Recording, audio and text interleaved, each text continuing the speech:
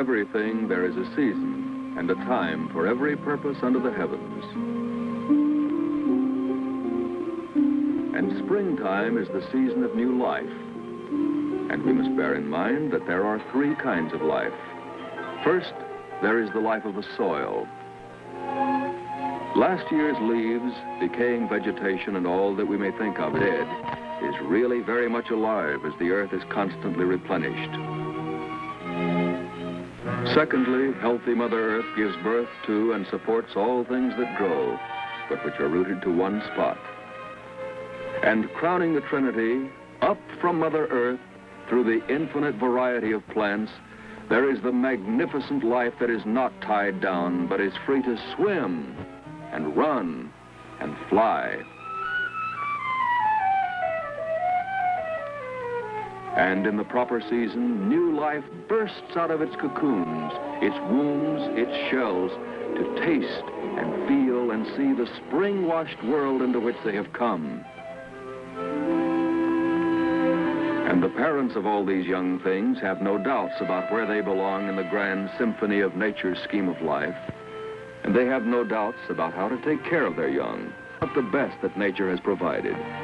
They cannot read or write, but they know what food is intended for them. Exercise is alternated with rest.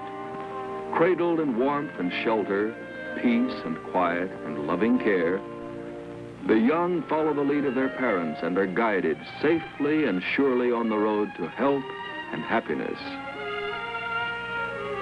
Hello, what have we here? Obviously a representative of the human race. Man behaves as if he were master of all creation with the power to dominate all other animals. And the paradox is that of all the living creatures of the world, the only one who is in doubt about his place in nature and how to take care of his young is 20th century man.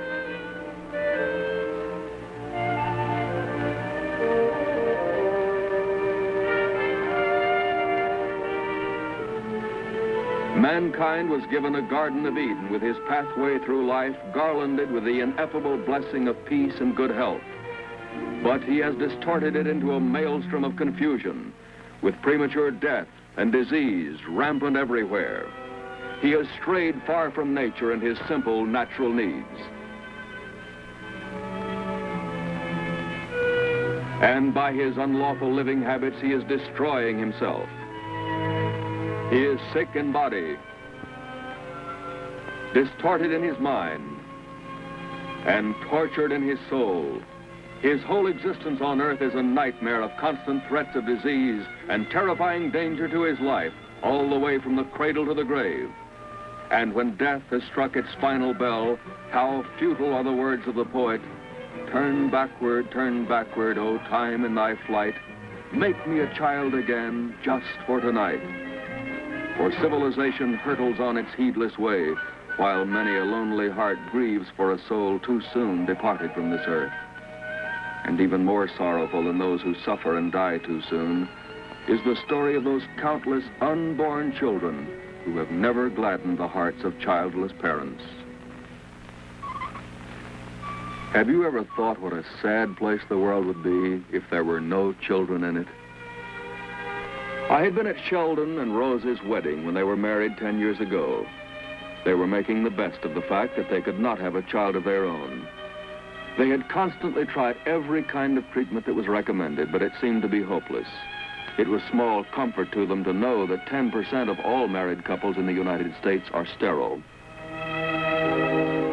I used to give them magazine articles and books and ask questions like, did you know that with all living creatures, the maintenance of health and perpetuation of the species is an important law of nature, and that good health and procreation may go hand in hand?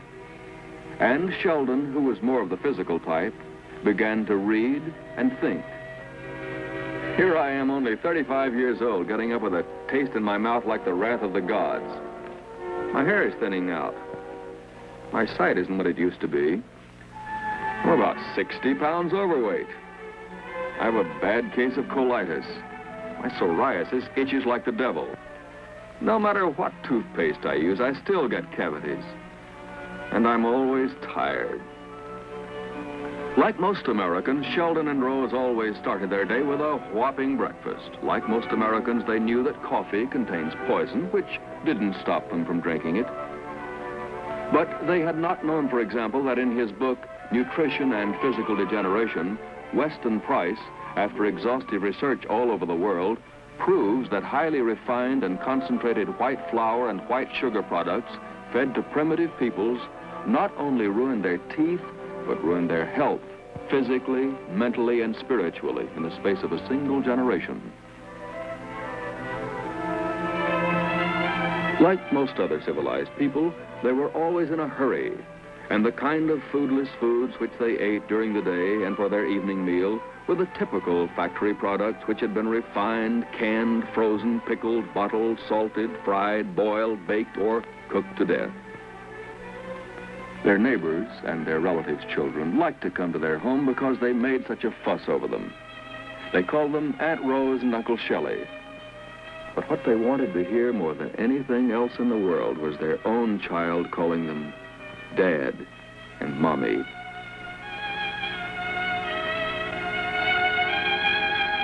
They tried to fill their lives with other interests. Plato had a regular gymnasium. He ate only the kind of food that was recommended for parakeets. They guarded his health carefully, and despite the fact that he had to live under artificial conditions, just like his masters, he was in tip-top shape. The only trouble was that Sheldon bought so many toys for him that Rose said he would become a spoiled brat.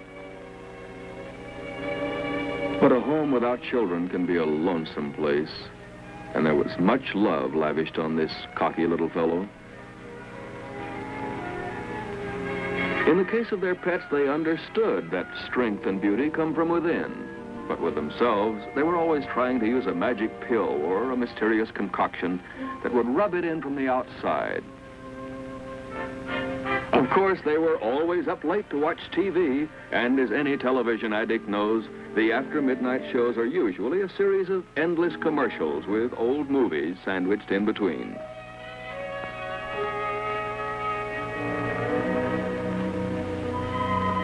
Television is the most powerful medium for reaching the mind of man. What a blessing it would be if more people could see the facts which we presented to Rose and Sheldon. Here in these burning leaves, we see the folly of civilization's destruction of nature's method of restoring the earth's fertility. The result is a low grade of food and the ashes of disease and death. Having destroyed the natural immunity to disease, which comes from a well-nourished soil, man spreads deadly poisons on almost all his food. Nature strives constantly towards perfection, and here, too, she uses insects to abort inferior products. Man thinks that he has spoiled nature's effort to protect him. However, as he kills the insects, he endangers his own health, and indeed, his very life. Hjalmar Stefansson, the great protagonist of meat eating, states in his book, Not by Bread Alone, that man is not by nature a meat eater. In addition to breaking this natural law, he has perverted the taste of his children, and today he eats incredible things in abominable combinations. In their book, The Newer Knowledge of Nutrition, McCullum and Simmons state that modern civilization is carrying on an experiment of endeavoring to live on a diet such as has never been tried before in man's history. Man is his own guinea pig, and this experiment is taking place in the vast laboratory of life itself. Man overeats, overworks, gets insufficient rest, drives himself to the brink of exhaustion, then stimulates himself back to activity with 1,000 remedies. He drinks poisonous liquor and depends upon smoking tobacco as an escape from the miseries of his body, mind, and soul. But his narcotic bliss is disturbed because it has been suggested that cigarette smoking may be a cause of lung cancer. As if it were not common knowledge, as Jesse Mercer Gaham points out in his book, Smoke Over America, that tobacco in any form is injurious to the stomach, liver, pancreas, lungs, intestinal tract, and the eyes. That it has a deleterious effect on fertility, longevity, and beauty. However, filter tips are suggested as an answer to the cancer scare, and things soon return to normal insanity. Man's magnificent brain accepts this fantastic claim, and now his only worry is which filter tip to smoke. Very funny, perhaps, but it is no laughing matter. Supposing that you were told that you had cancer of the lung and that 1/2 of your lung would have to be cut out, would you reach for another filter tip cigarette? We're not talking about some other John or Jane, but we mean you. Y-O-U. Statistics show that the hand of disease and death may be pointing right at you and may claim you for the next victim. Will you be the 1 out of every 4 persons now alive who will develop cancer? 10 million Americans are suffering from heart and circulatory diseases. Will you be one of them? Are you the 1 out of every 12 persons who will spend some part of your life in a mental hospital? Are you one of the 10% who will have ulcers? 2 million of us have diabetes and half of us don't know it. Are you one of those who will be caught? Whatever your station in life, you may be next on the list. 90% of all persons beyond middle age in this country will have some form of arthritis, the nation's greatest crippler. And in the case of children, chronic diseases like cerebral palsy, epilepsy, muscular dystrophy, and multiple sclerosis are widespread. Gordon Brand, a cystic fibrosis victim, is but one example of thousands of children who cry out for help. Is there no escape? Is it man's destiny to be sick? Sheldon and Rose were learning the answer to these questions. Is it possible that the tree of life is governed by the law of, as ye sow, so shall you reap? And if the roots of our lives are poison habits, disturbed emotions, constant excesses on the one hand, and serious deficiencies on the other, the result is enervation and general toxemia? Is it a fact that chronic disease evolves only after the suppression of many acute crises, while the real cause, our unnatural habits, is never removed? Is it possible that we build disease beginning with birth? Is it possible that by correctly providing a baby's simple needs for a safe journey through life, we can build health instead of disease? Instead of mere theory, Sheldon and Rose learned about many actual people who have mastered the art of intelligent living. People like Joanna Lange of St. Louis, Missouri, who, besides having a master's degree in music, has 2 fine children who have never had any of the so-called childhood diseases. And she attributes it to the fact that she depends upon the resources of nature for their health. People like Althea Pennipen of Batavia, New York, a real mother who knows that human babies, like their animal friends, are entitled to the only food that is intended for them in the beginning, their own mother's milk.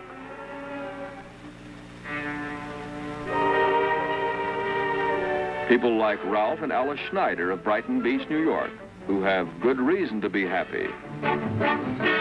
You may recognize their lucky daughter, Diana, and Diana and her older sister, Ronnie, are lucky because they're being raised normally. And by normally, we mean having a breakfast of fresh fruit. And by normally, we mean getting the best of air, sunshine, exercise, and rest that it is possible to provide. And by normally, we mean absolute freedom from chronic disease or fear of disease. Whole fresh fruit and vegetables, mostly uncooked, constitute the staples of their diet. They drink milk as animals do, only during the nursing period of life, and it is raw and unpasteurized. They eat no meat, nor salt, nor spices. Healthy appetite needs no seasoning.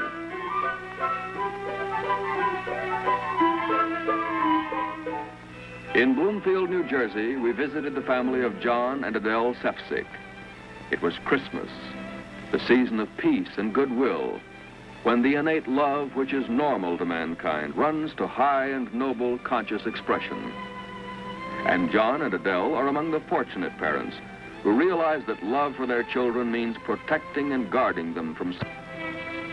Little Mark fell asleep, but Richard had a lunch of freshly made carrot juice, a salad chopped up on the blender. He also likes to eat it whole. and unroasted, unsalted peanut butter. No sugar and no spice, and other things not so nice, for they're not the things that healthy little boys are made of. And while we were in New Jersey, we dropped in on the Campbell family at Packanack Lake. 5 of them, 3 boys and 2 girls. And after a brisk morning on the ice, with a thermometer hovering around 0, you may be thinking that they'll be coming in for a hot lunch of meat and potatoes and pie. Let's see.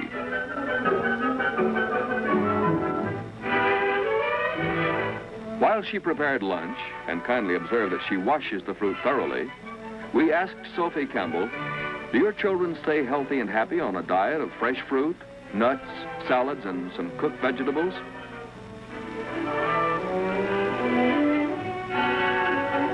And she replied, they certainly do. And on the rare occasions when one of them may have a sniffle or any other slight indisposition, we know that it is nature's way of cleansing the body. And Papa Campbell agreed, and added that a few days without food and rest in bed if possible, and their youngsters would bounce up just raring to go. He added that nothing serious can ever happen to children who live as closely as possible in accordance with nature's law. Health cannot be bought. It must be built, just like the well-planned airplane that flew us westward to meet Dr. and Mrs. Ted Franklin of Bryan, Texas, who are following the same pattern of normal living and add to the skein of evidence that good health is not an accident. He is interested in tree culture, and she, well, let's quote her. I have my books and my religious study. I have many other interests, but above all, I would like the whole world to benefit from the knowledge of how successful we have been in imparting good health, physically, mentally, and spiritually to our children. And these glowing youngsters remind us of a bouquet of American beauties.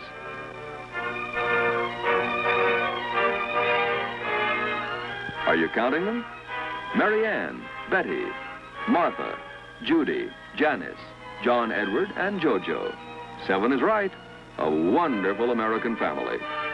The mother of this happy brood had been unable to speak or hear since she was a child of 6. Now, she is recovering her speech and hearing. Miraculous? Not at all, for good health and wholeness go hand in hand through life.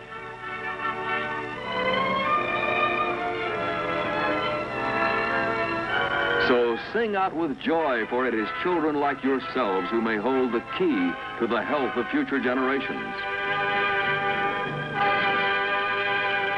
In Dalton City, Illinois, Robert Rowe lives on a farm with his good wife, Barbara, and their 3 fine husky boys, Jack, Ronnie, and Larry. Not so long ago, despite the fact that he was an organic farmer, Robert Rowe was a sick man, suffering constant pain in his back and shoulders. Searching everywhere for help, he was led to the study of the system called natural hygiene, which really is synonymous with normal living. It teaches that there is only one way to get well and stay well, and that is to discard all abnormal habits and to live normally thereafter. It teaches that each bad habit which we retain will retard our health. We cannot bargain with nature. It teaches that we should not eat our animal friends, but that we should share the joy of life together. That we should breathe pure air.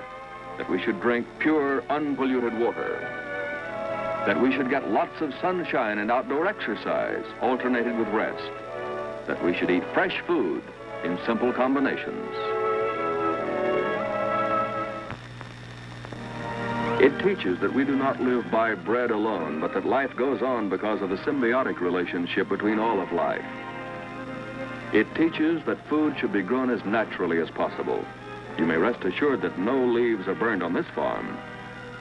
Bob Rowe says that in his own case, he began to think of how enlightened farmers have overcome disease in plant life. In planting a tree, for example, the great teachers of organic culture came to the realization that nature has built up her forest floor through countless generations. And if we want to raise fruit and vegetables that will resist insects and disease, we must take great pains to try to imitate nature.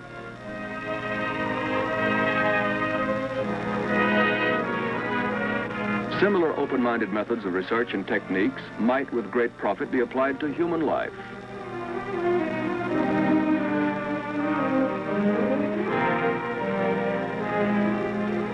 On the day we visited here, luncheon was served to a group of friends fresh from unsprayed orchards. And there was no problem of serving them because they all knew that fresh fruit is a wonderful meal and not, as much of the world thinks, merely a dessert or an in-between snack.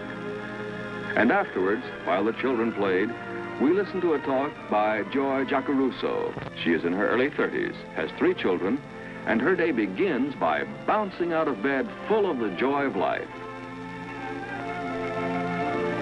She says, "When I was a child, I went the rounds of skin specialists, but to no avail.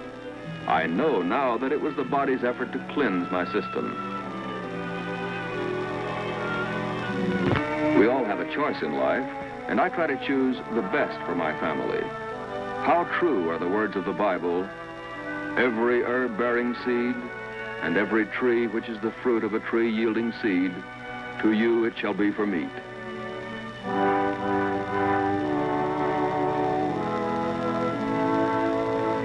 Of course, our children do pick up some bad habits on the outside, but it also works the other way around. It is not unusual for them to ask their mothers for the same kind of lunch that I pack for Lois and David, who go to school. The average housewife is constantly beguiled by plans and devices for making life easier. Civilized life is not easy or simple, but our obedience to the laws of life frees us from the slavery of the kitchen and gives us good health, with the naturally greater power to cope with and surmount the most difficult problems. Miami, the city of sunshine and coconut palms. And where there are coconuts, there are monkeys. But the little one whom we want to meet here is the youngest of the Curcio family, Bunny. Her father, Christopher John Curcio, was away on a lecture tour when we visited there, but his wife, Jay, told of how this family's experiment in normal living began originally in the city of Rochester, New York, with Buddy, who is now 21. And then came Queenie, who at 17 has the average teenager's problems with her homework. And Bruce, who might be getting a bit hungry and who knows where good food comes from. Breakfast with this family is a couple of tall glasses of freshly squeezed orange juice. Here's to your health. As with other families whom we have seen, regardless of whether they live in the city or the country, in a cold or in a warm climate, the foods that they select are the best from nature's garden.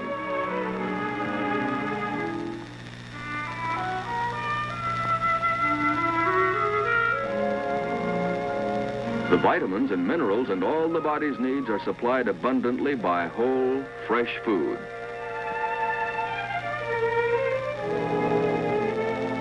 And we see how fallacious is the idea that man must eat gross, artificial, and heavily concentrated foods to build strength. And now you know why we call Bunny a little monkey. Over 90% of children in presumably well-fed America have cavities, but we found none amongst hygienically raised children. Bunny had a broken tooth, but you may be sure that she will wind up with a fine set of teeth and good health. For whether it is these 4, or 400, or 4,000, or 4 million, good health will spread protective wings over all children everywhere, building strong disease-resistant bodies, providing they're given their normal needs.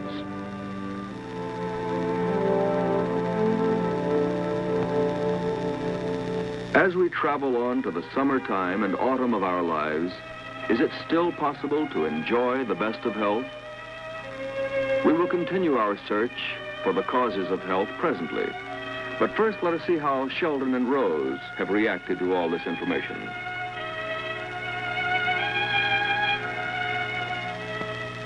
They were at our home on Thanksgiving Day, and while Sheldon asked many questions and I was trying to give him the answers, my wife, Sylvia, was busy in the kitchen giving some practical information to Rose on how to serve a company dinner without meat or the conventional fixings. Salad greens are washed thoroughly and wrapped in towels and stored in the refrigerator. The leafy greens should always be torn, not cut.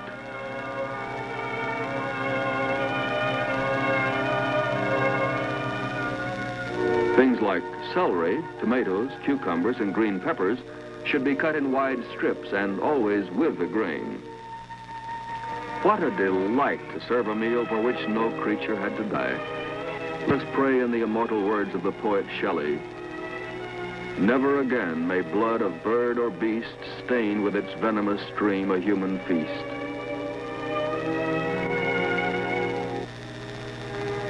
Sheldon and Rose were learning that it was lots of fun doing what comes naturally. Instead of turkey, we had baked acorn squash, eggplant and lightly steamed broccoli, beets and peas. Everything was fresh, of course, and we wish you were there to share this meal of Thanksgiving with us.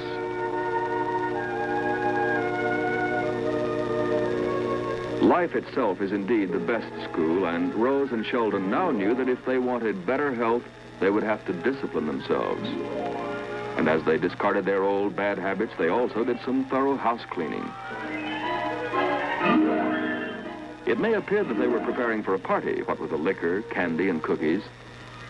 And it really was a farewell party. No more would foodless foods disgrace this table. No more would they depend upon so-called food supplements, vitamins or pills or capsules. For once, sugar and coffee do go well together. Let the dead past bury its dead. And welcome instead to the glorious food on which mankind has survived through the ages. Food cooked by nature to a delicious turn of ripeness, uncontaminated and consumed in its wholeness. Food that gladdens man's eyes and that delights his senses of smell and taste and touch. In a few months, Sheldon lost 60 pounds. Before becoming interested in a more normal way of life, he had not read a book since he graduated from high school. But now he had to do a little carpentry to make room for his growing library. And besides the loss of weight, his colitis was gone. His itching psoriasis had practically disappeared. There were no more aches and pains.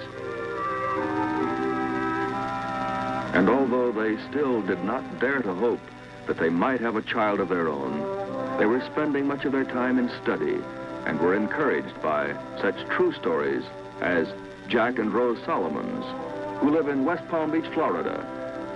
When they were both nearing the 40-year mark, having been told that they could not have a child of their own, they adopted a son in Cuba, who was away at school when we visited them. At a time when most people are approaching middle age, they changed their conventional habits of life completely. And lo and behold, these two children were born to them.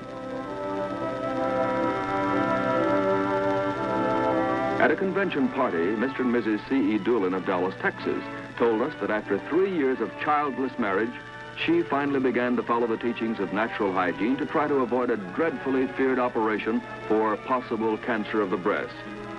She fasted for 36 days under proper supervision, and subsequently the growth disappeared completely. Now they have 4 children, 2 beautiful girls and 2 fine boys. Instead of a drastic operation with its ugly disfigurement and uncertain aftermath, Mrs. Doolin regained her health and used her knowledge to raise a happy family.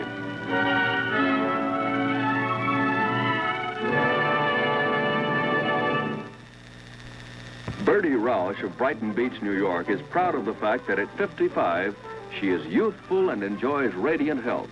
She has 2 children, Marion and Martin. Long ago, after 12 years of marriage, she was in poor health and was told that she could never bear a child.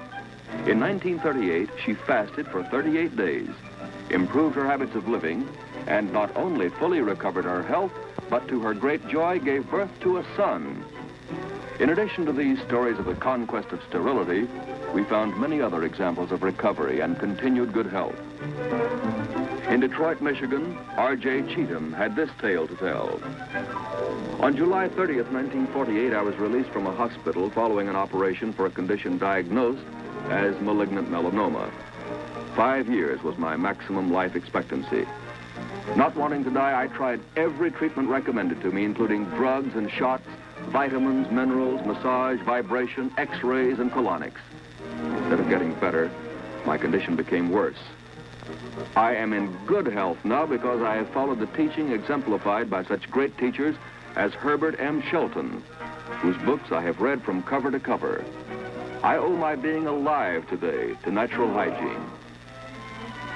Oliver Husett of New York City is an engineer who knows that man succeeds in his marvelous structures because he copies natural law. His wife, Martha, was a victim of tuberculosis, had one lung collapse, and was advised to discontinue her studies and be reconciled to her invalidism. As a result of following this better way of life, however, Martha graduated from Columbia University, #1 in her class. Bonnie McKissock of Newark, New Jersey, a registered nurse with a record of over 30 years in the profession, fell a victim to arthritis and was so badly crippled that she had to be carried on a stretcher. Her case was pronounced incurable. As a last resort, she started a natural hygienic routine 2 years ago, beginning with a fast of 40 days. After only 10 days of fasting, there was a dramatic change. She arose from her bed and walked by herself and has continued her upward climb to vibrant and vigorous health. The ancients knew the value of fasting for purification. All animals fast when they're sick. Fasting is complete physiological rest with abstention from all foods but water. Lou Kress of Lodi, New Jersey, had to stop working because of a complete physical breakdown. On the 19th day of a fast, he drinks that water as if he thought it was a beer commercial. Maybe water is the best thirst quencher after all. Try it sometime. Lou Kress recovered his health, and if he wants to go back into business, there is nothing to stop him now. Say hello to Jim Pape. What was his trouble? While skin diving, he lost the hearing of his left ear completely, and he had been stone deaf on one side for many months. What would you do about it? Jim has decided to fast until he can hear the ticking of his watch. He has eaten nothing for 5 days. Let's see what happens on the 8th day of his fast. Here is a striking example of the body's constant effort to strive towards perfection. Jim fully recovered his hearing, and incidentally, he is a striking example of the kind of health, physique, and strength one can build up and maintain on a normal living plan. And many other fine examples can be cited. People like Joe Reed, a television engineer of Brooklyn, New York, who at the age of 46 still enjoys a run of 6 miles or so daily. Or Muriel Wolfson, a young mother of Chicago, Illinois. Muriel obviously does not depend on cosmetics for that glow of health.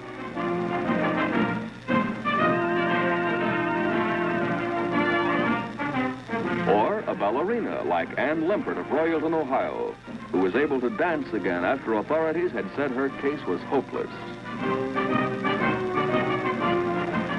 Or a student of the healing arts like James McKeechan of Escondido, California, and hotel manager Muriel Sherrard of Coral Gables, Florida, and William Esser, writer and teacher of Lake Worth, Florida, who all pointed out that we should depend upon nature first instead of using her as a last resort.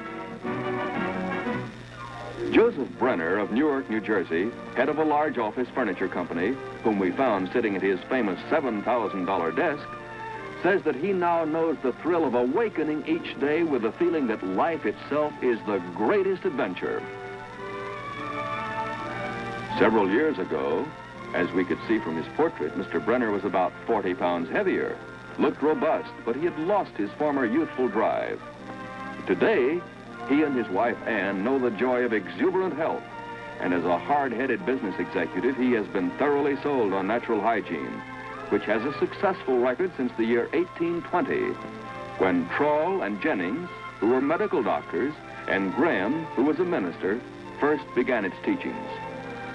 He says that life began for him at 58, and that people who return to the ways of natural hygiene have moved the prime of life forward by many years.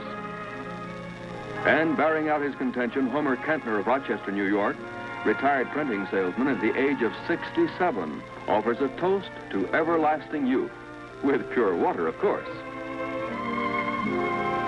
And James Lopez, a philosopher of Corona, Long Island, at the age of 65, is establishing a connecting link in this school of life with the Spanish-speaking world.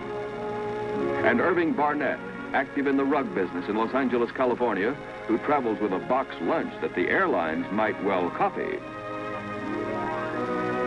And gracious Deborah Dunkelman of Chicago, Illinois, spry and proud of her years, demonstrates the kind of food that keeps her young. Robert Anderson of Rhinebeck, New York, who is enjoying a romp with his daughter and grandchildren, is well over the 70 mark now. It is a fact that he was given up to die when he was 40 years old, but he's still very much alive. The golden years are fruitful and full of promise for people like Fanny Schaefer of Woodridge, New York. And the promise has been fulfilled for Ivan Marks of Buffalo, New York, who at the age of 82 happily again operates his own printing press, something he certainly had never expected to do 10 years ago when he fell a victim to heart trouble.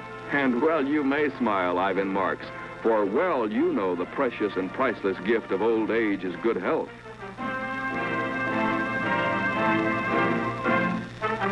In the year 1915, Ted Port, a naturalist of New York City, had one of his kidneys removed, and he was sent to a home for incurables with a certain knowledge that he would be dead within a few years. Today, 40 years later, he is not only in excellent health, but he has built himself a powerful, strong, and vigorous body. Lin Yutang says that life should be a symphony and end in a crescendo of peace. Instead of being in their graves, instead of a bed of pain, instead of frightful caricatures of human beings, age can indeed be the most glorious part of life. Thomas Southard of Columbus, Ohio, was forced to sell out a profitable printing business when he was about 50 years old because he was told that he had a swollen heart and might drop dead at any moment. He retired and waited for death, but he learned about the natural hygienic way, and today at the age of 88, he has reestablished himself in another business, often walks 10 miles, and he and his wife are enjoying life together with their children and grandchildren. At the age of 85, Hereward Carrington of Los Angeles, California, is a living legend. More than 50 years ago, he wrote some of the classic literature of natural hygiene. Today, the world talks about geriatrics and the science of gerontology and wonders how to preserve the health of our aging citizens. Science needs go no further, for here are the positive answers as to how to add more years to life and more life to the years. And John Maxwell of Vista, California, has reached the splendid golden age of 95. All of these people who are living this noble experiment prove that the same laws govern us from infancy to old age, and that we can live in the springtime of life all our lives.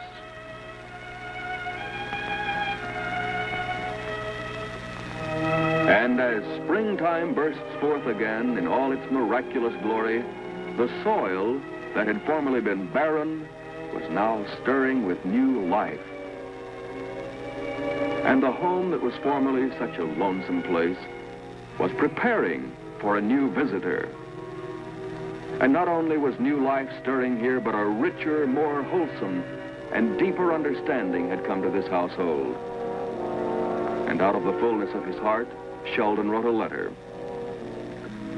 I wish that I could get the lump out of my throat so that I might find the words to tell you how much we appreciate what you've done for us. To be a father means more to me than anything else in the world. I only hope that all of the unhappy people who can't have children could learn what they can do to help themselves. And Rose and Sheldon now understood that the attainment of good health is not an end in itself, but a means to an end, the best means for enabling us to reach our goals in life. And they also realize that all of life is interdependent, not independent, and if man is to survive, he must join hands harmoniously with all of life with which he is related, and instead of fighting nature, he must embrace her beauty and wisdom. And so civilization and Mother Nature will go forward hand in hand.